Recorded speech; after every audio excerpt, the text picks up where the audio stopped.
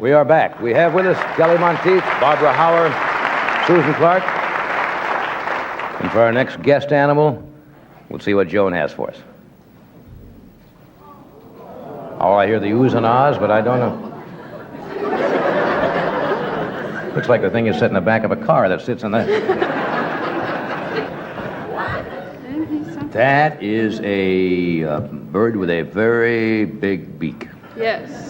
Is that a hornbill? He knows how to use it. It is a hornbill, and I guess it was about a year or two ago we had the Abyssinian ground hornbill, Charlie, that came out. It was one of the first hornbills to reproduce in captivity. And this is another type of hornbill, the Celanese. Look at the size of the bill on that. Very colorful. Is that a weapon? He had dinner. Now, that could be a weapon. Now, this one has been hand-raised, and he's pretty good. And when he gets a little excited, he'll use it. Well, I don't want to get him excited. He's pretty good, actually. Where's he from? He's from Ceylon, and they come from Asia, Africa, and India. Now, he has a hold of your finger there. Yes. Now, actually, he has a pretty good bite with his bill, but he's more dangerous in that you notice how sharp it is. If he turns and he jabs you with it, I can see that. Smarts a little. What is the other type of thing on top of the bill? The top of the bill, that's called their casque. Mm-hmm. And the casques can be carved quite ornately and have been. Unfortunately, the birds it's really beautiful. have to be destroyed for that. I mean, the face and the coloring around the eyes. Isn't that? It looks like he has gorgeous? eyeshadow. Beautiful long eyelashes. And these birds are quite large. They range up to 5 feet in length for the largest giant hornbills. It's a good name for them. They have a... I suppose that's when the first guy saw that. Says, hey, look at that big hornbill. The guy's name was Bill. And he said, hey, Bill, look at the horn. I said, good name for them, hornbill. Right behind us, we have a picture of what they can do in the carving. Some jewelry stores do sell them. Well, isn't that kind of a shame to do that, though? Yes, in a way. That to me, you see, that doesn't appeal to me. Somebody obviously has killed the bird, you see, and then they take the bill and carve something like that out of its head. Now, we have the same... that just does not appeal to me at all. We have the same problems with elephants. You see, look what they've done, you see. It's with their ivory. Beautiful bird like that, and you kill them just so somebody can set something like that on their desk. That's ridiculous. Those times ought to be through. Well, people do that. There's quite a bit of legislation that protects most of our See, animals. if people wouldn't now. buy those things, the people themselves could, around the world, if they wouldn't buy sealskin coats, if they wouldn't buy certain things where they use whale products, you could stop all that kind of business immediately, or even ivory now. People shouldn't buy things made of ivory. Now, ivory is illegal. I know, but they shouldn't do it. And as long as there's a market for it. See, the poachers... I know it's illegal in this country, but the poachers will keep poaching as long as people go out and say, I want to... As long as there's a market, and all the people have to do is quit buying it, and they'll stop all that ridiculous business. Is this something for him to eat? I saw a tray of food here. Yes, we'll put it up here. Now, he loves strawberries. You got strawberries, just like you got orange, little meat, whatever? Worms and crickets, and here we have bananas. I don't know if he'll eat because I'm holding him. Are you hungry? Huh? Would you like something? I'm not going to hand feed him, I will tell you that. Here. You want something?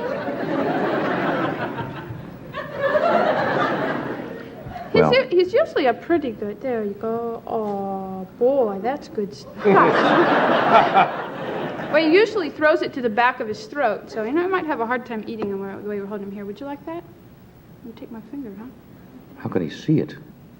Well, you notice how he turns his head. Now, their beak is useful, and the length of it, because of their weight, they can't get all the way to the end of the limb where the fruit is found. So that long beak aids them. Oh, I see. In well, it's a different situation for him to eat here. Yeah. Okay, he's very pretty. He or she? He. Now, one of the interesting things about this bird is that the male barricades the female into a nest where she lives. I saw that on a documentary, the National Geographic, and then muds up the entire... Completely. Muds her up while the eggs hatch, then the male goes out and gets the food, and they're in there for what, 3, 4, 5 months? Well, they're in there for at least 2 months because the incubation is about 4 weeks, and then it's another 4 weeks until the birds have gained their feathers. But they wall up the whole hole and seal them in there. Right. Now, the male brings the food to the female until she's able to leave the nest. That's fascinating, isn't it? It really is. Nice bird. Thank you. What do you call that one? Is there a name for him, or do they Well, No. he was donated from a man who raised him as a pet in Texas, and we haven't named him yet. All right. But, How about Tex? He'll be part of our education program. All right, we'll name him. What else would you call him? We'll name him that. Okay. All right. Coming up next on our cue here. All right, that's... Now that we've seen the dancing bear coming up... Well, since Ed Sullivan is gone, we got to keep the animal thing alive.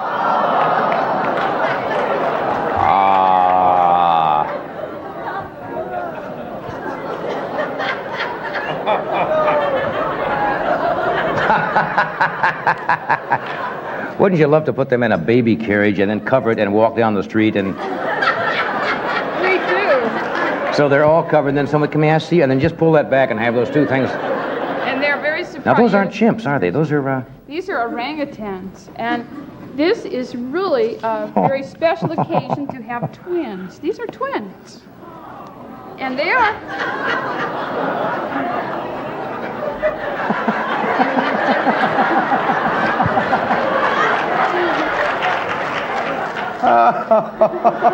Oh, excuse me, I don't mean to laugh at your face. It's a very sweet face. It really is. Look at that face.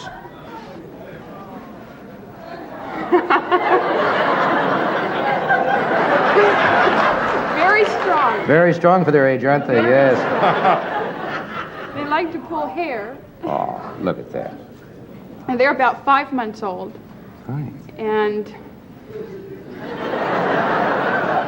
they weighed about that 3.5 face. pounds when they were born. It's only the 7th time that twins have ever been recorded with Were they orangutan both the same births. sex?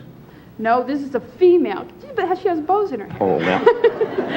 I didn't notice Can't you that. tell? And a dress. What's this one's name? That's Locke, and this is Lisa. That's Lisa, and this is... Locke. Look at the face.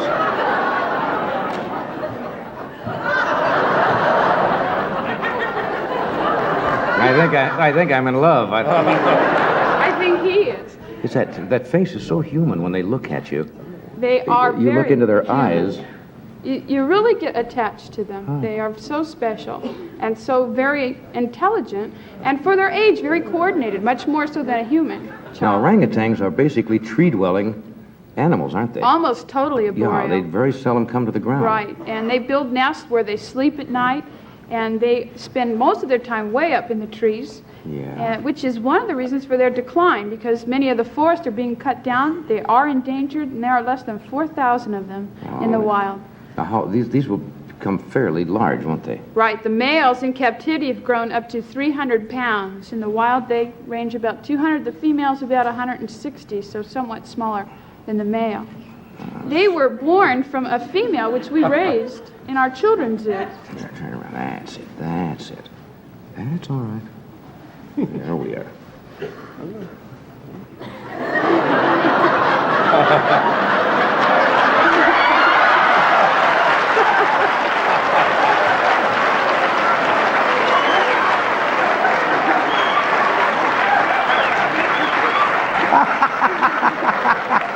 He looked right at me and went...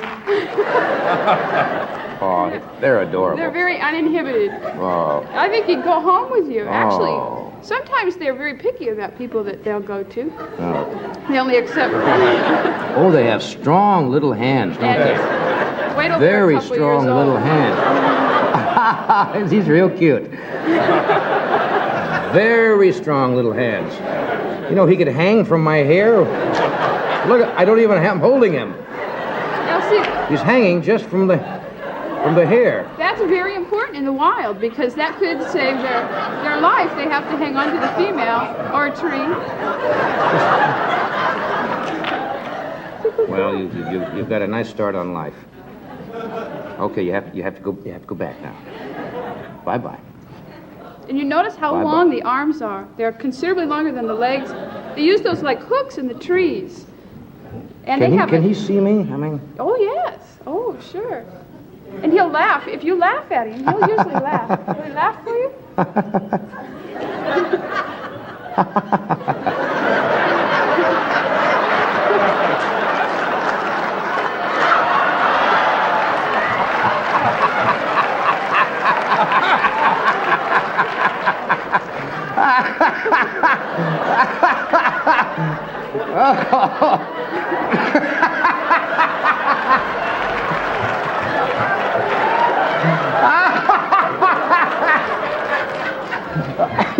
Okay, you're all choked up about this. Same to you.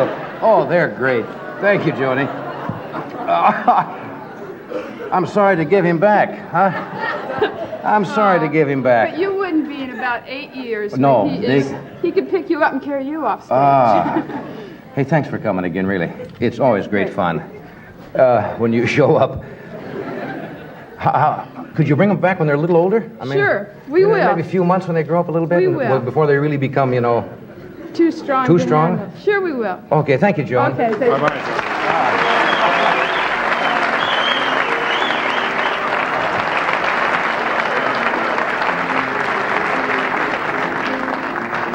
Oh, God.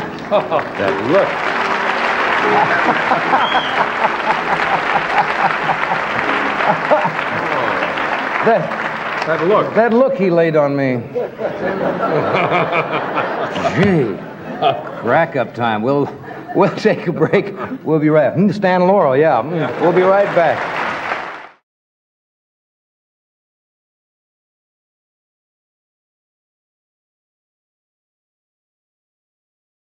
My first guest, I consider a good friend. He's been with us several times in the past few months, and a most original and creative talent in our business. Would you welcome Mr. Orson Welles?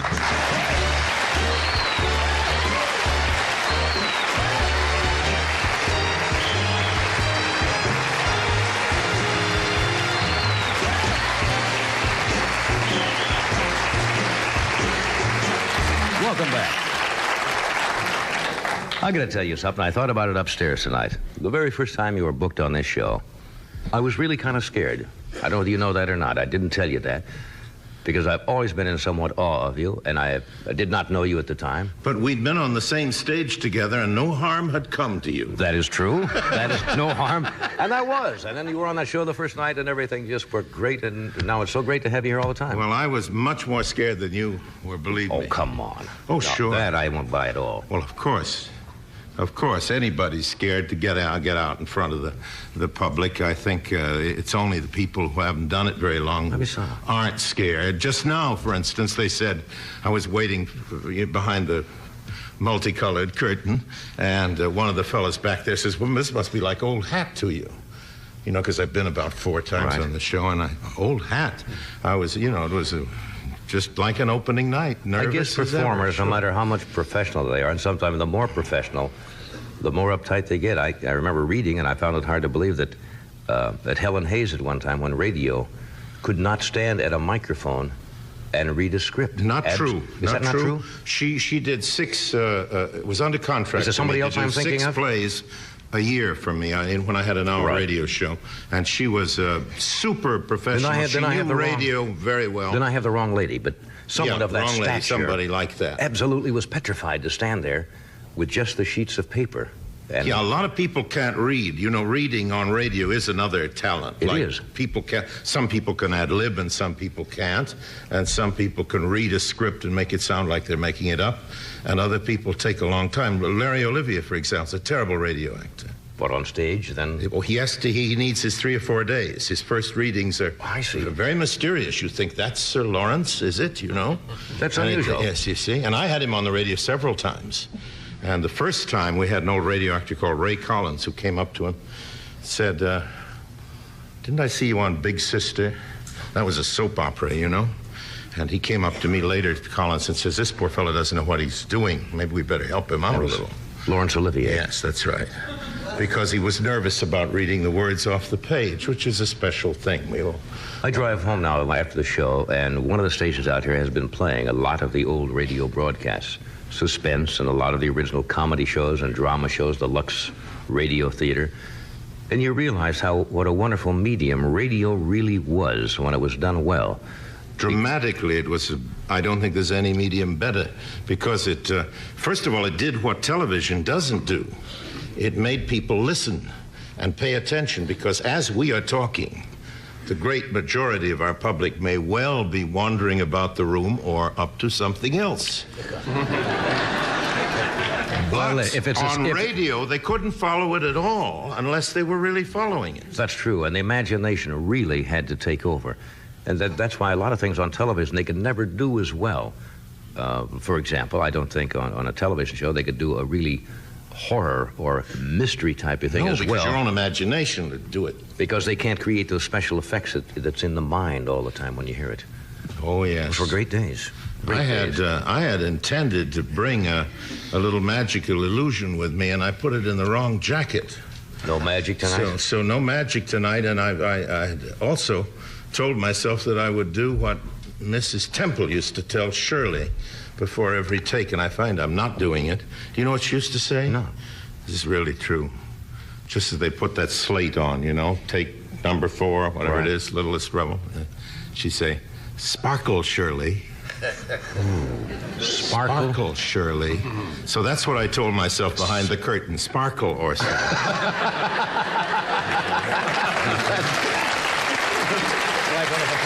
Smile now. Let's see some of that. That's funny. I got a couple other things I want to ask you that I wasn't going to get to.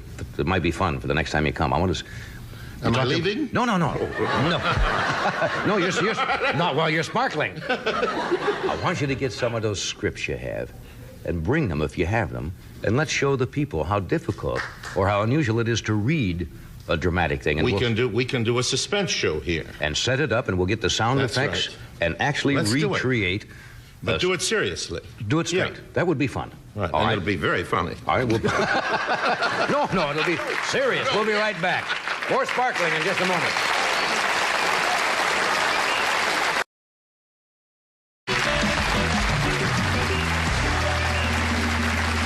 We're back. Orson and I.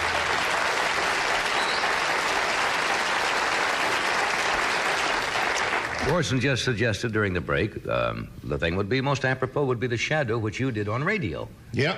The Shadow. Remember that One of the series? things Now, in those days, it was interesting. The shows were live on radio, most of them. Some of them were transcribed. No, network shows had to be live But they by law. Right. The only transcribed shows were syndicated shows and local ones. And you would play like maybe 5, 6, or 7 different shows, like in New York City, playing different characters on each one, right? Yes, and I found out that you can hire an ambulance in New York without being sick. Now, I didn't know that. So I used to go from CBS to NBC and back again in an ambulance so I could get through the traffic in order to get from one soap opera to another, you know?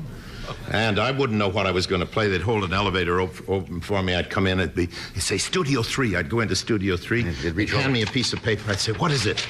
And they'd say, 70-year-old Chinaman. And we're on the air. I didn't know how it turned out, what happened, anything. I was a 70-year-old Chinaman. Just go right in. We're talking about first readings. That's radio reading. Well, and, of course, radio actors like myself, that first reading is the best one. We haven't got anything better after that. You just go do it. What would happen when you do a fluff? Now, there had to be times when the lines would... Oh, yes. We had, I remember one morning, we used to do a show in my poorest days in radio when I had only one show to live on. Joe Cotton and I were both living on $18.50 a week, which was the fee for this. It was on what's called sustaining, and it was the School of the Air. The School of the Air. The School of the Air. And one morning it was about the Olympic Games in Greece. And the lady authoress, an unmarried woman in her late 60s, was sitting in this tiny studio with an organ and the rest of little cast of 6, and we picked up the script, pretty badly hungover, I may say, and went on the air live with dialogue that went like this. Ah, Pythias, you have the biggest lance in all Athens. Can you throw it over your shoulder? Let me see your discus, you know. And all perfectly clean, unbleepable stuff, but we were only about 6 minutes into it when they had to just play organ music. We were all on the floor because the spinster lady didn't know why. We thought it was all so dirty. And when we finally came to a line where I had to say, barrels and barrels of pith. Organ music up and out. Organ music, and I never worked for School of the Air again, nor did Joe Cotton. We starved for a month. Off the School of the Air. We were written out. They did wonderful things in those days, and not all the stories are apocryphal. They're true. The craziest are true. They undressed Bill Stern once. You know that? Oh, story? yes, I was there. Well, Bill Stern was one of the great sportscasters of all times, and he was at NBC, I think, at the time. And somebody went out to a studio tour. And while he's on the mic, they removed his trousers. Oh, yes. Now, there's nothing he can do. He is on the air. That was Frank Reddick. They're pulling his trousers down, and he's saying, in the meantime, the score on the Browns. Right. They pulled his trousers off. Now they go out into the hall. And there's a studio tour and say, by the way, you better drop by 8H. Stern's doing the sports. And all these people walk by the window where he was sitting there in his shorts doing the thing. Wonderful things like that. Setting the script on fire was an old device, wasn't it? Yes, and then we used to do a lot of shows in front of an audience, all dressed up in evening clothes. I never knew quite why. Give it a dramatic thing, you know, the Philip Morris hour and things like that. And we had a very dramatic director called Charles Martin, who used to give very dramatic cues, and he was, you know, the Toscanini of the radio directors. So the audience would be aware he's there. And he'd see him in his dinner jacket doing all of this. And I used to repeatedly pretend to drop my script and lose my pages before it came to my time in order to spoil his act. You see, because I'd drop all the pages and we'd all be picking them up saying, oh, that isn't it, must be this, and so on. Then while he was looking away, I'd get the real script out of my pocket, you see. That could be heart attack time. Yeah, heart attack time. But he gave us a rough time during rehearsals, so we felt he had it coming to us. But it was very funny. Sponsors in those days. Over and over again, radio actors would be barred forever, not allowed ever again to work on a show because it was a Camel show and they opened up a package of Chesterfields or something. That's how seriously they took it at that time. Just the package in your hand, blackballed forever. In radio, a medium where nobody could see anything. I remember once when I was in radio in the Midwest, the favorite device there was because we didn't have a news editing staff or anything. We would just, pull it off the teletype, and the AP or UP would come in on the yellow sheets of paper, and the radio announcer, Ed knows this, would tear it off, and you go into the news, and you read what the stories are. They would type in, they would get a sheet, and in the middle of the news, they would type in some horrendous, obscene story that you didn't know the end of it until you were about halfway through, and then, of course, your eyes would drop down, and you'd say, in Cedar Rapids, Iowa today, Mr. William Scranton went into the barn, and all of a sudden you'd see what's coming. And you'd say, we'll be back to that story in a moment, but first, terrible things like that. Yes. But you would be halfway through the story before you realized you'd been had. We had an announcer. For years, I had a show for Campbell's Soup, which was called the Campbell Playhouse, and we had an announcer called Chappell. Ernest Chappell. Ernest Chappell had a very earnest and dramatic voice, and he used to rehearse his commercials very seriously, and there was a running line for a year, which was, as sure as you like chicken, you like Campbell's chicken soup. Now, I had been sent by somebody They're reading a copy along. of the Poulterer's Gazette, in which Campbell's Soup was advertising for old roosters. Now, as a matter of fact, roosters make the best soup on very old chickens, but we didn't know that. We thought it was funny. So I had my cast every week in dress rehearsal. While Chappell was saying, you like Campbell's chicken soup, we were saying rooster soup right along with him. And he would say, now, fellows, I'm going to go on the air and I'm going to say rooster.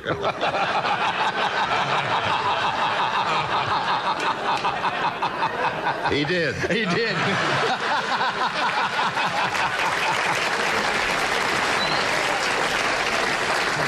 That's what's called is the pre-psyching somebody out until you get them absolutely mad. Now, you know the famous story. This is fun tonight. This is just fun and reminiscing. You know the famous story that George Burns did to Jack Benny? It had to do with Jeanette MacDonald, did it not, Freddie? I don't know it. It's a wonderful story, and it shows you how you can psych somebody out. Apparently, Jeanette MacDonald and her husband threw lovely parties, but inevitably, before the evening was over, somebody would ask Jeanette MacDonald to sing, which she would. If they didn't, she had somebody hired who would. Because she wanted to sing. So George used to say to Jack Benny, 3 days before the party, he'd say, Jack, when Jeanette MacDonald gets up to sing at the party, don't laugh. It would be very embarrassing. He'd call him the next day. Jack, somebody's going to ask Jeanette to sing. I would be very embarrassed if you laughed while she... Sure enough, so they're at the party and somebody says, Jeanette, would you sing a song? And Jack goes right out. It was all over. physically unable not to explode with laughter. I know that's true, as it sounds like George for one thing. He was. And Jack also was. You could get him quicker than anybody who ever lived. Was a great patsy for George. Oh, he was one of the only great comedians who really enjoyed other comedians. Right, he did. You do too, but they're so rare. The people, the really good comedians who, because of that false laugh. If you've ever watched them. Oh, trying to break up. Yes, no, that's right. I like your I Ernest. used that in Grossingers in 1939. I like your Ernest Chappell reading of the chicken soup. What is that again? If it's as sure as you like chicken, you like candles, chickens, rooster, chicken, rooster. Oh, I got another story. I got another one come to mind. Oh, this is more fun. Ed Hurley, one night. I've told the story on the air before. Ed Hurley, who does the Kraft cheese commercials and has for years of the Kraft Playhouse, had the actor Seshua Hayakawa, and they had fit in. He's in the booth. You're in trouble now. No, he's absolutely. And, of course, Ed Hurley has this wonderful rhythm in his voice, and he's just finished How to Make This Wonderful Cheese and send for the booklet and 50 Ways to Prepare Kraft Cheese. And he's in the booth sitting like this, and it's the end of, the credits are coming over the crawl. And Ed Hurley, he says, next week we have the bridges of so-and-so and so-and-so starring that magnificent actor, Seshua Hayakawa. And you heard this, he said, of course, Seshua Hayakawa. And now you hear just a little bit of it in the booth, and Ed now comes on to try to really bail himself out, and he says, you'll have to, excuse me, ladies and gentlemen, but I've always had a little problem with that name. But, of course, I'm talking about Seshua Hayakawa. He did it 3 times in a row, and I fall out of the chair. I am absolutely... By then it was all... He couldn't get it if Hayakawa was there. He couldn't have got it. I had a show called The Cornstarch. I was the voice of Cornstarch. Oh, you're putting me on now. I kid you not, and it was one of my first really good jobs because it was 5 days a week, $75 a time. All I had to come in was read a poem while the singing strings of somebody or other played, and I'd read this thing. And I had to write a little thing about the poem before I would read it. It was a 15-minute spot for the housewife at noon. And I had been up about 3 nights without being to sleep for overwork, as you may imagine. And came in one day, and it was a poem they picked for me by Robert Browning, and I couldn't understand what it was about. And I didn't know what to say about it. And I remembered a line from a play that I'd been in, The Barretts of Wimpole Street with Cornell, when she says to Browning, who was a character in the play, what does this poem mean? And he says... kind of a funny line that he really said in life. When this was written, only God and Robert Browning know what it meant. Now only God does. So I thought, I'll say this. The ladies will enjoy it. So on singing strings. And all the sponsors, and the smaller a show was, the more sponsors would be in a of course, in a room, were gathered. And I said, good morning, ladies and gentlemen. This poem puts me in mind of what the author said originally, that when this was written, only Brob and Grobbit breeding.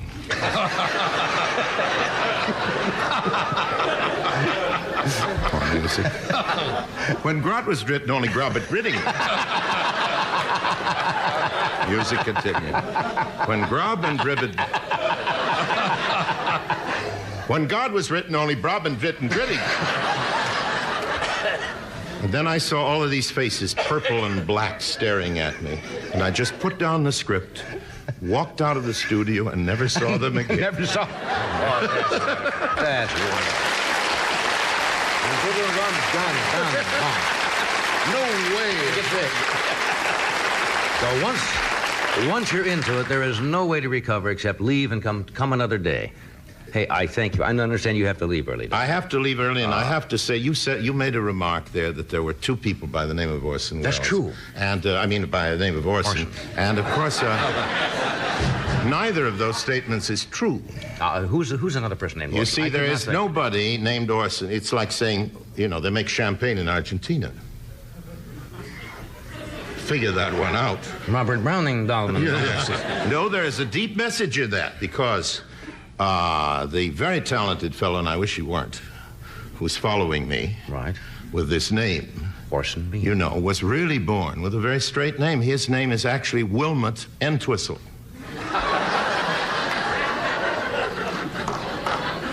I don't buy that at all. Well, it's a name like that. Ask him. Wilmot Entwistle? It's a name like that. What happened was, in those days, Bob, they used to use my name on radio just to make people laugh. They used to think Orson was that funny. And maybe it still is. And this fellow, Wilmot... Wilmot Entwistle? Yes, Entwistle or Brace-Griddle, whatever it may be. Deciding at the beginning of his career that since he didn't know any good material, he'd better come out with a funny name. Took up Orson. Invented Orson Bean. Do you know anybody else besides you and Orson Bean named Orson? His name isn't Orson. Well, I mean... well, professionally it is, but do you know anybody else? No. No, and there'd better not be. Thanks for coming.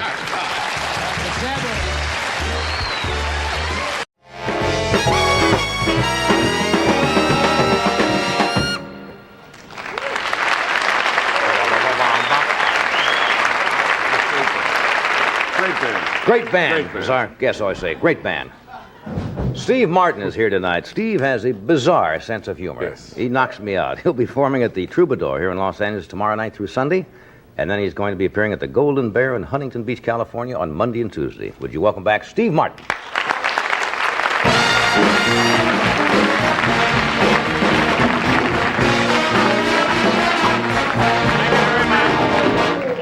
Thank you. Be starting in just a few moments. Just waiting for the drugs to take effect, and then... Okay, there we go. Now, I'm kind of excited tonight. I have a book coming out, and I'm pretty proud of it. It's psychological work. It's called How to Get Along with Everyone. I didn't work on it alone. I worked with this other jerk ex-friend of mine, and so I hope you get that. But...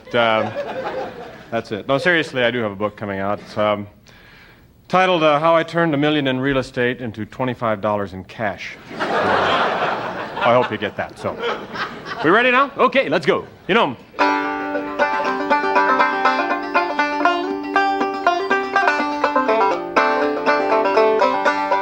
I kind of think comedy should be based on real experience. So, right now I'd like to do a little thing that happened to me titled The Day the Dopes Came Over.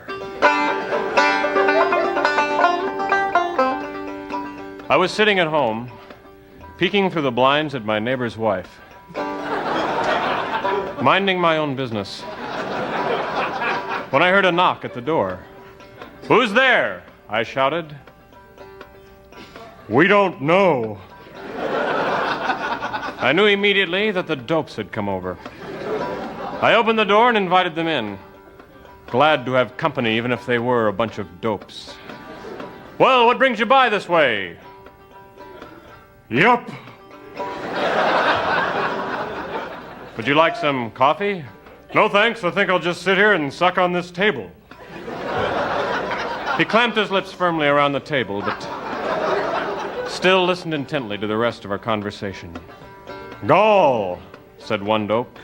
"How long have we been here?" "Oh, about 2 minutes." "Gall, we should have left hours ago." And they packed up some of my things and lumbered out. "Goodbye, dopes," I shouted. And the dopes turned and shouted back, "Goodbye, you big stupid idiot."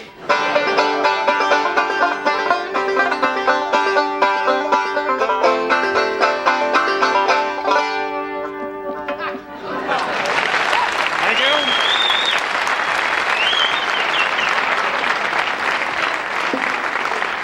Okay, and now it's time for a movie review. The Hindenburg. Okay. Oh, that's okay. Am I on yet? I am. Okay, then I'm going to keep going. Right. Let's get going now. Hey! You people are weird. Okay, you know, folks, I'm kind of interested in magic, and you always see these magicians come out and they do these production tricks, you know, but they always have on these big coats and everything, and you know pretty much where it's coming from. But I'm going to do a trick tonight that kind of gets around that problem. I picked this up. I was in Egypt this morning, and I learned this. I learned this trick, and I'd like to do it for you now. So here we go. Let's not waste any more time. Let's go. Hey! Hit it. Perfect. All right. Okay, here we go.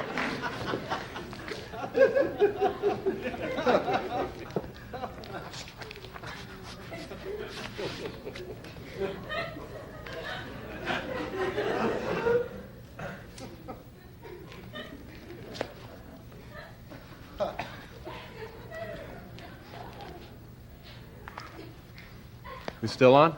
Okay. No problem on that. All right. Here we go. Okay.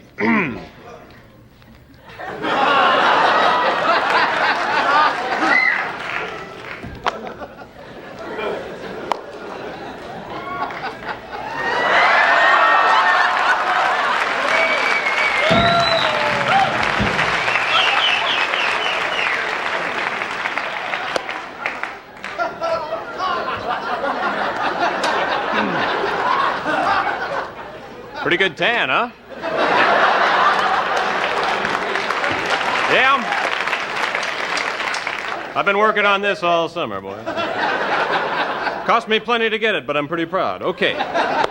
Isn't it funny how it's okay to take off your pants if you have on funny underwear? If I had regular underwear on, people go, oh no. Funny underwear, they go, oh. Okay, here we go.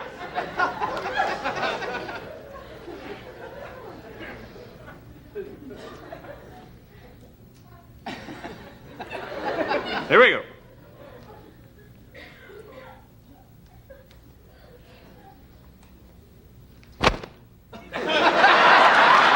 Thank you. Thank you very much.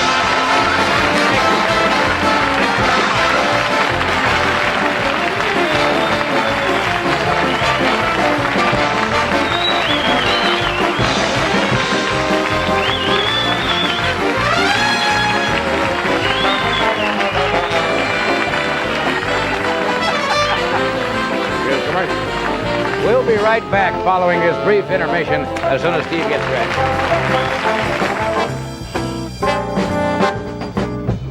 We are back. Steve is getting dressed. Yes, put on the shoes. Yeah.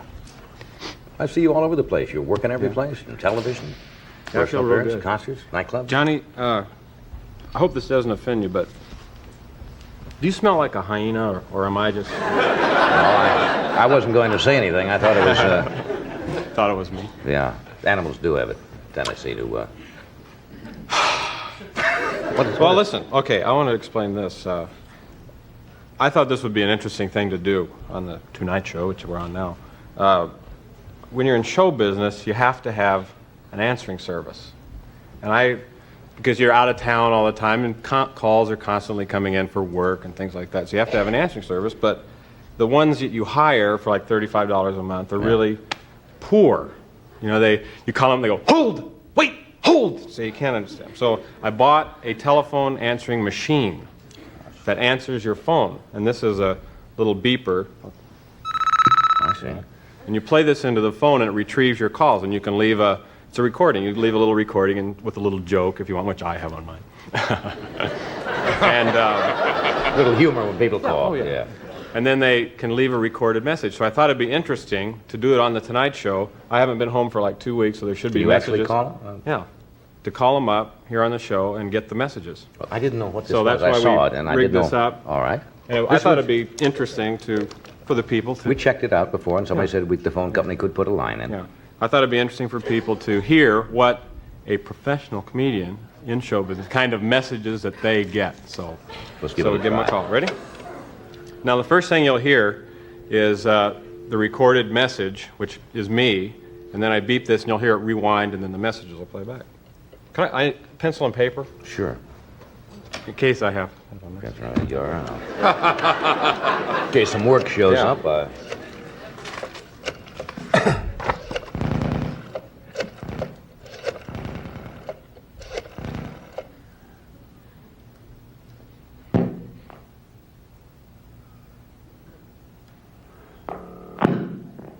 Hello, this is Steve Martin. I'm away from call is being answered by an expensive telephone answering machine, who is also, incidentally, my wife. So if you'll leave your message when you hear the beep, I'll be happy to call you back. Now that triggers the rewind. Should I rewind it? Now it plays back all the messages you got. Hello, Steve. This is Fred down in the garage. Yeah, we were able to fix that lighter. No problem at all. Cost about $8, I guess. Please call when you get in. All right. Steve, this is Jimmy Hoffa. Give me a call when you get a chance. Meow, meow, meow, meow, meow, meow, meow, meow. Meow, meow, meow. It's my cat. Steve, this is Trudy. Don't be embarrassed about the other night. It can happen to any guy.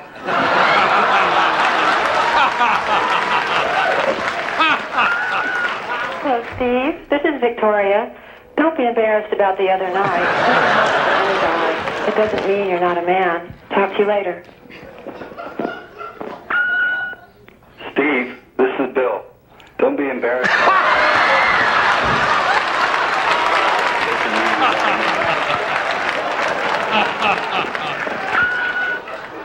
Steve, sorry to bother you again. This is Ernie down in the garage. You know that cigarette lighter that we fixed? We have a real problem down here. It's really the whole electrical system of the car. It's going to cost you about $350. Call me right away, will you? Meow, meow, meow, meow, meow, meow, meow, meow, meow, meow, meow, meow, meow, meow, meow, meow. Call back. Cat. Call back. Steve, this is Ted. I found your earring. Bye.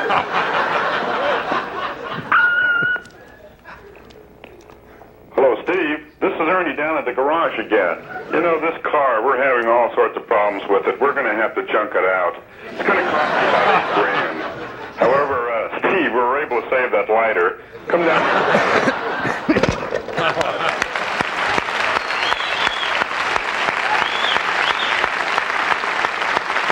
We'll be right back. All right.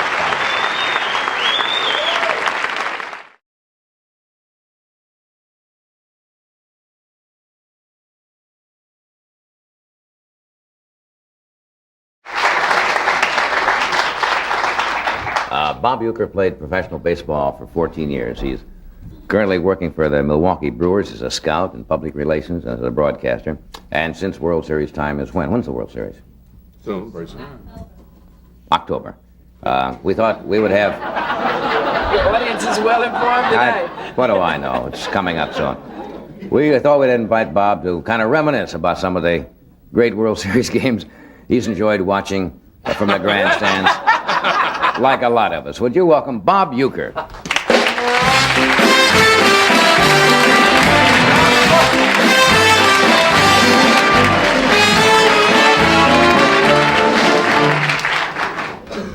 Well, it's that time again, World Series time, and your heart must quicken. Well, of course it is World Series time, and I guess, as I've said before, when the word baseball is mentioned, I guess my name would automatically come to your mind. Yes,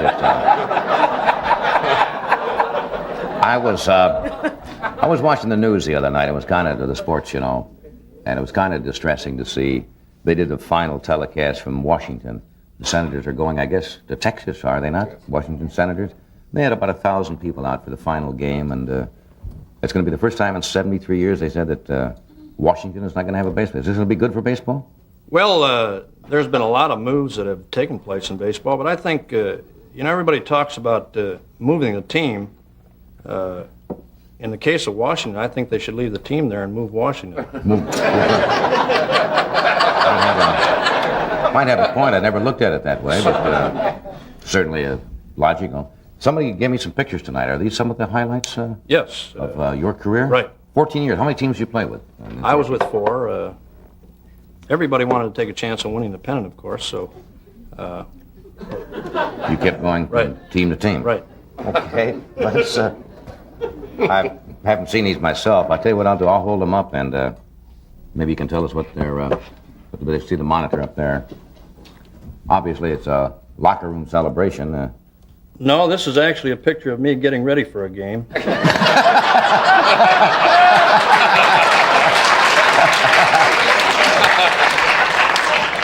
You don't believe in waiting too long, huh? No, I hadn't played in a couple days, and to get me ready, why they Kind of prime you a little bit, huh? prime me up, right? Was that actually a pennant winning team at all? No, not after that picture was No, taken. that's you were catcher. Yes, I was. Chaser. Chaser. Now, that is you down here? Yes, that's me. That's my hidden ball trick.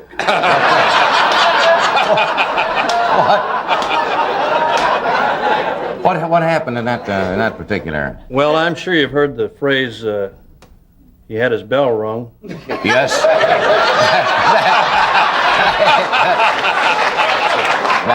And it's chimed for quite a while, doesn't it? Yes. Yes. All right.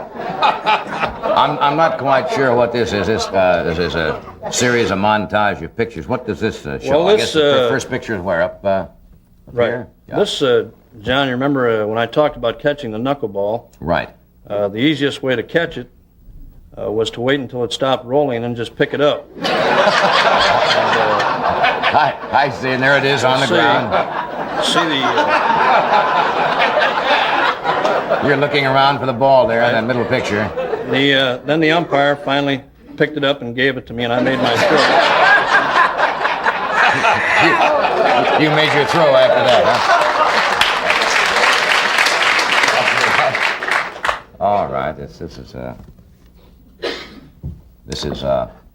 obviously here. When we get a shot of it, This is obviously a team. This is a photograph. team picture that once a year they have these team picture days, is what they are. And on this particular day, this cost Bob Gibson, one of the great pitchers in baseball. It cost him and I a couple $100. They had taken the picture and they had proofed it and everything, and then brought it back to the ballpark before they finally caught that scene there. What? I can't. Can you come in a little closer on that? Well, Bob and I are holding hands. We're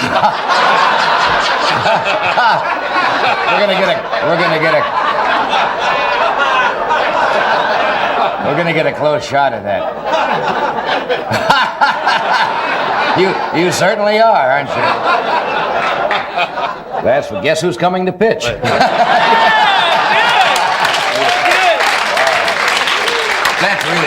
That's a funny photo. And they went out before they really took a close look at it. Yeah, they brought it back ready to give them out before they finally You two clowns are sitting there smiling like two. That's great. All right, now this picture must be obviously of an exciting moment. Yes, this is on a day when the starting lineups were put on the board and the ball club found out that I wasn't playing. Celebrating early there. Everybody's very happy. I can imagine they were.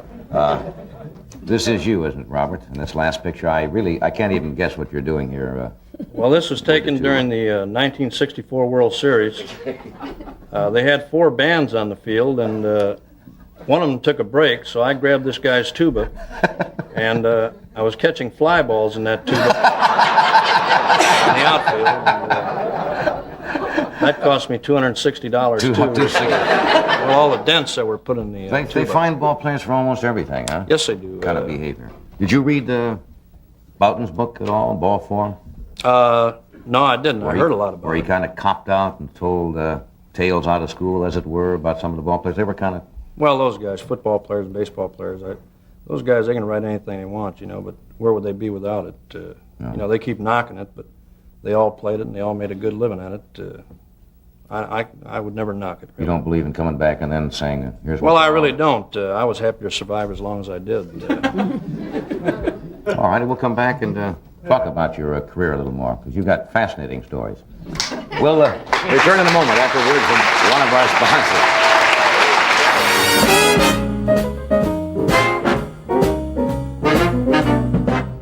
We're talking with Bob Uecker, who spent 14 years in the majors.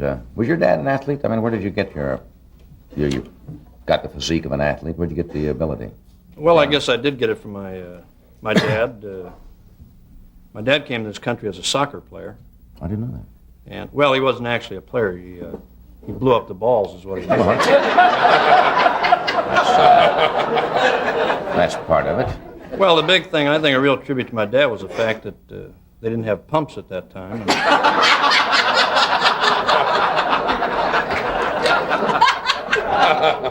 And he did that anyway. Yes, huh? he did. He did a beautiful job. No, I've noticed when I watch ball, most athletes, for some reason, go through kind of rituals or superstitions. They wear the same uniform, the same pair of socks. I think one of the tennis players, somebody, Cliff Ritchie, has one pair of trunks. He plays a match, washes them out, and uses them because it's a superstition. Now, does that run in all athletic Well, competition? I guess I had certain things that used to bother me. For instance, maybe I'd leave the house, and I'd be walking outside, and I'd hear one of my kids say, another day, another dollar, 4 at bats, another collar.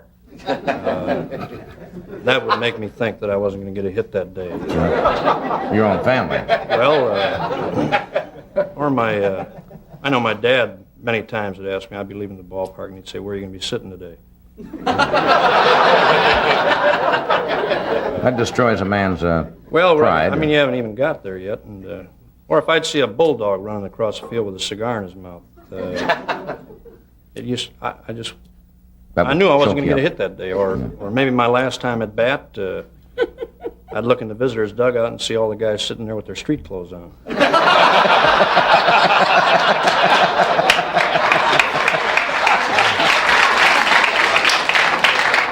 What's the weirdest superstition with other players?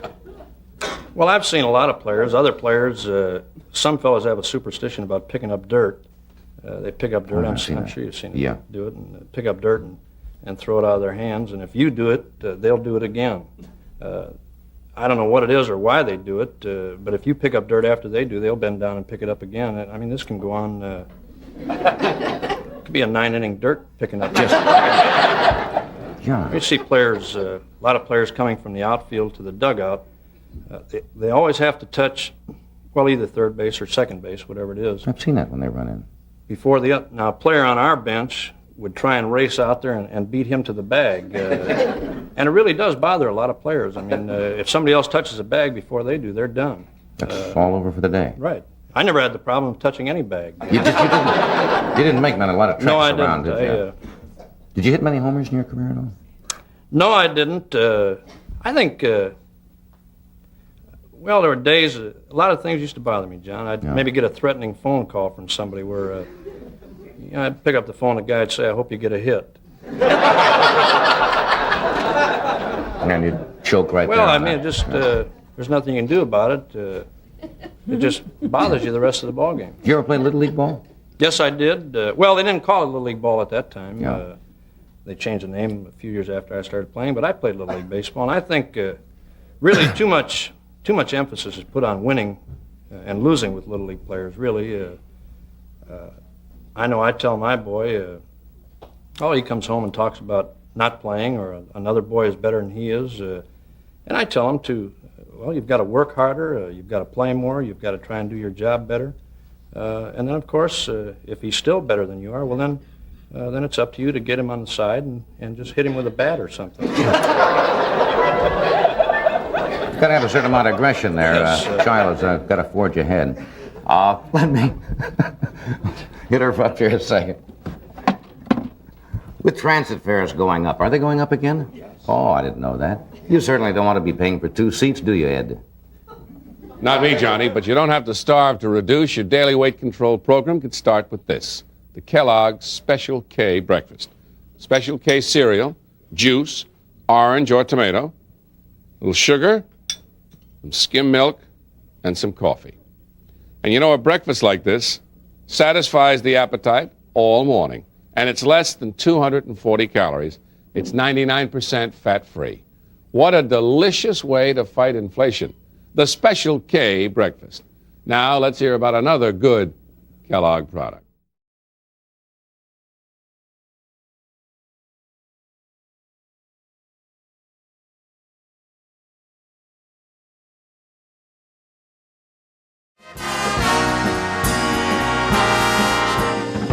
All right, my first guest tonight, folks.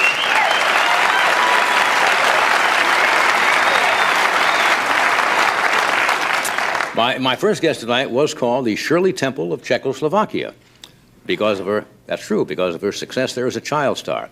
Now, I understand when President Reagan visited Chicago in June, she performed for the president, and the local media in Chicago was so taken by her that they started an actual campaign to get her booked on The Tonight Show.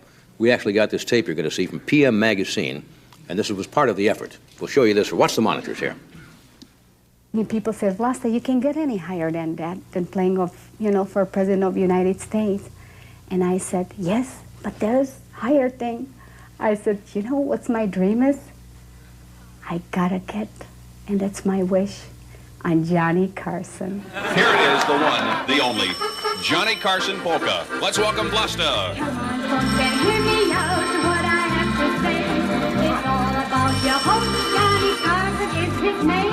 Chicago Radio's Jeff and Jer have made Tuesday Vlasta Aid Day on their WFYR-FM morning show. The phones jam up with callers who pledge signatures on petitions to send to The Tonight Show. We will never give up. If this takes 10 years, we are going to get this woman on The Tonight Show somehow or another. She's just so genuine. You really want to pull for her. You really want to see her on there. And it'll really be a victory for everybody. So the response has been incredible. Well, folks, I'm here to tell you...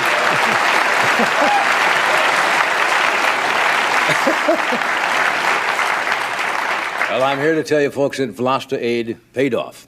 Would you welcome, please, the international queen of polka, Vlasta.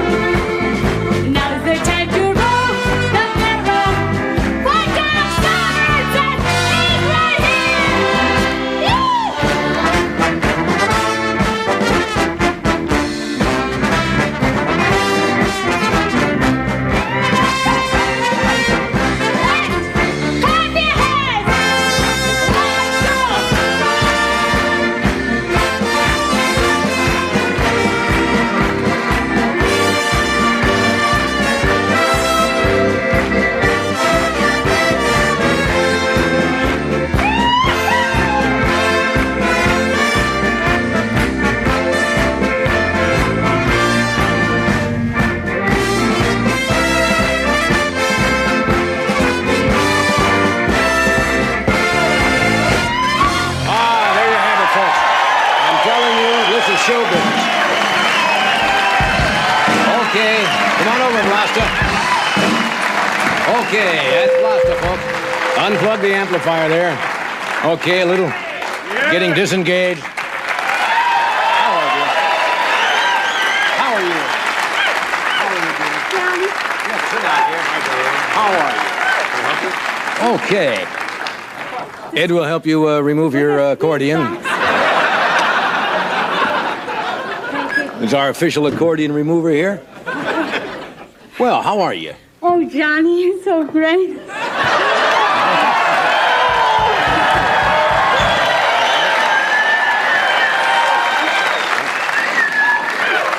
come on now.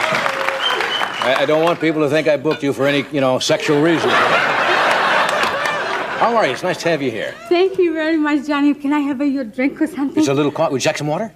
Anything, just your coffee. So is you that have a little coffee there. Did I pronounce your name right? Vlasta? Vlasta. No last name? It's a Czechoslovakian name. She was a warrior. Vlasta was a warrior. Against the men. I didn't know that. Yes. Yeah, but you'd use no last name at all, huh? I tell you why. I use it like Cher. Okay. Vlasta. Who was also a warrior against men. So we'll take a break and we'll be right back.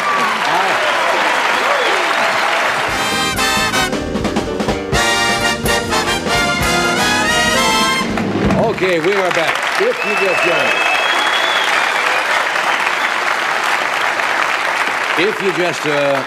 you just have joined us, this young lady is called Vlasta, just queen of the polka, international queen of the polka, right? Yes, because yes, Johnny. you do come from Czechoslovakia, and you were telling me about this dress. 100 years old, did you say? I want everybody to see it. Good. All right. Very pretty. It's a costume. It's my mother brought it from the museum of Did she? Czechoslovakia. That's very lovely. Is there a king of polka? Yes, Frankie Yankovic. Frankie Yankovic, you're right. Frankie Yankovic. You know, when I worked at WOW in Omaha, Nebraska, I announced the polka parade at 6 o'clock in the morning.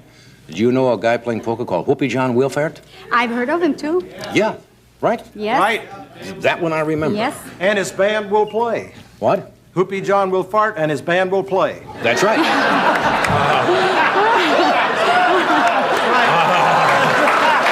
That's absolutely true. Now, look, I know you're from Czechoslovakia. Now, shame, but didn't the polka now originate in Poland? Or am I wrong? Well, a lot of people think, a polka means a Polish girl.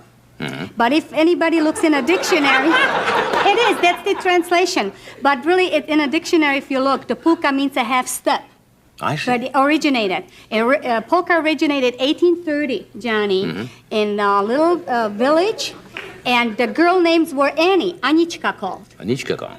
Yes, and she was a polka girl, and she started the polka steps. Later on, matter of fact, it went to Vienna, England, and every place. And people, the white, the cream of the folks, they used to pay in silver money, and then it came to United States. But the Polish people are the greatest promoters of polka in the United States. I think you're right there. Yeah, that's true. Chicago, especially. You still practice all the time? Oh, Johnny, I practice about 5-6 hours a day. 5 or 6 hours a day? Yes, I do.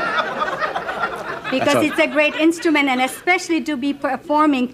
And thank you, Mr. Doc Severinsen, to let me be part of you, because if you appear with Doc Severinsen, you can be that bad. That's right. You have to have certain...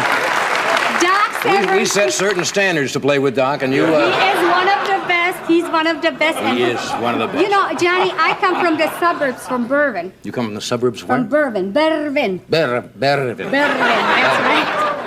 So this is what the whole Chicago is watching tonight. Yeah, well... Now, you were called the Shirley Temple of Czechoslovakia. Yes, because I look like Shirley Temple when I was 4 years old. You still look a little like Shirley Temple. You've got that cute face. Yeah, I used to tap dance and done about 20 movies. Uh-huh. And then we, what happened, we emigrated. We went to Germany, spent 4 years in a refugee camp. And we got lucky. I lost my dad in a war. And my mother brought me. Yes. I think they don't mean to laugh and be cruel. It doesn't. Because, what you said we got lucky, and then you said the next thing was we lost our dad in the war. That's right. We're lucky to emigrate to the United States. They were not being unkind at all. And we got lucky to When you say we, is your husband?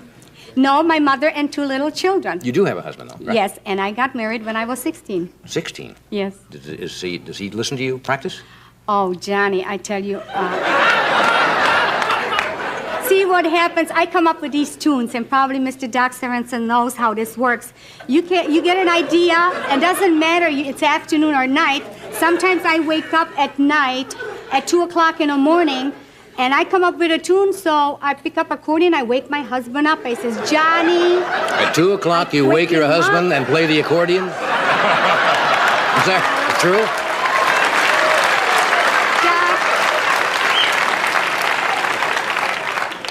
Doc, you told me I can call you Doc? See, He's not a Mr. medical Sutherland doctor. said- Did he tell you he was a... Did he try that routine about being a medical doctor? No. We've had some problems here in the studio. So he must understand, too. You know, tunes come to you. That doesn't mean, 6 o'clock evening, are you going to write? No, it comes at night. So I wake up my husband. I says, honey, can you listen to this tune? So he gets up and he's listening to the tune. Sometimes he comes from work. And you guys are terrible. You either come from work, you read the news, watch the football game or baseball game, nobody can talk to you. So I wait when my husband takes a bath, and then I'll take my accordion, sit on the toilet, see John.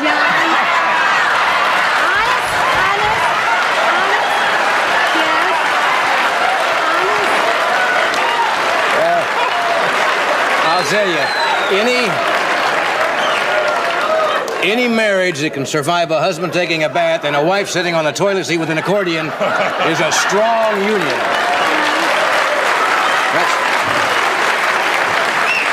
And especially Johnny, when I work on your lyrics, that was my hardest one, because Where did you compose that, may I ask? My husband, came. He's a second shift, and I wish he would have been here with me, but he has to work and support me, what I'm doing. But I'm sure he'll hear he's from you when an you get auto body home. man. Hi, Johnny. Yeah. And sometimes when I've done lyrics for you, Johnny, Yes. a second the hottest polka in Chicago, everybody's Really? playing it. I wrote the lyrics when I was taking a bath with my husband.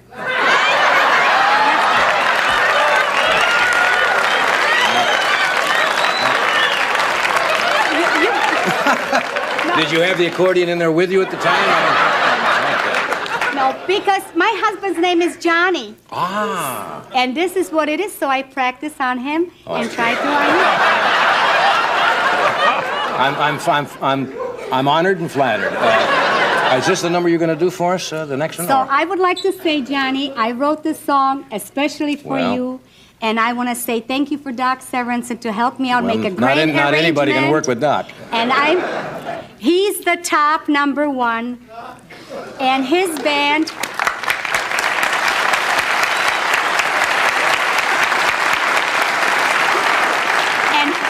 And Johnny, this is my honor to be on your show. And I want to thank you, Chicago, for putting me on Johnny Carson's show. Thank you.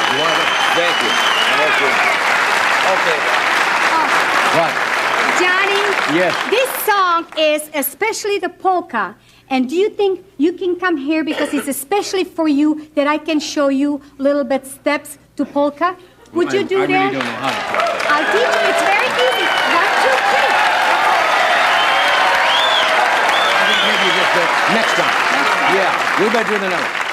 If we do all this, we're not going to have time for Alan, so maybe we can just play it this time and we'll dance at a time to be announced in your local paper. What, dear? Can you help? What do I do here? Just put it over. Yeah. Okay. That's it. Right. Okay. And just here. Okay. Just, Right.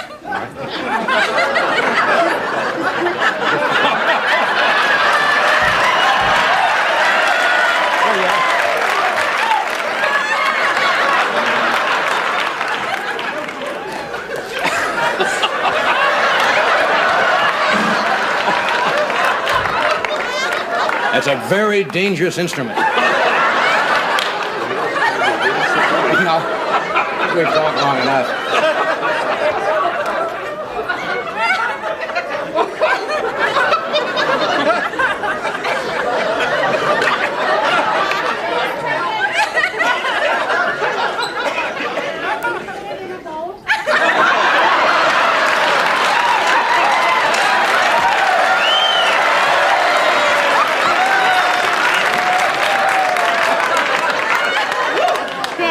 Okay.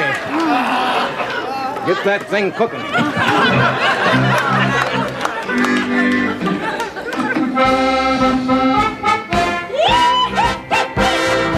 Come on, folks, and hear me out what I have to say.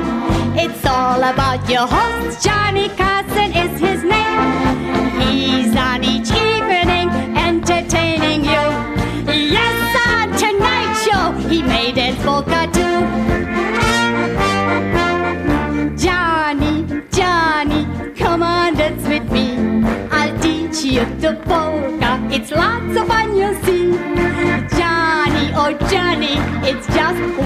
3. You'll feel great all over if you do the polka with me. Yeah!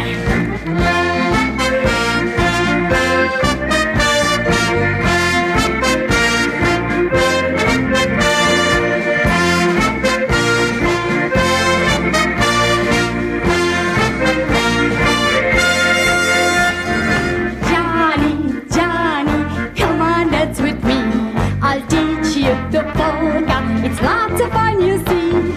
Johnny, oh Johnny, it's just 1, 2, 3. You'll feel great all over if you do the polka with me. Yeah! Oh,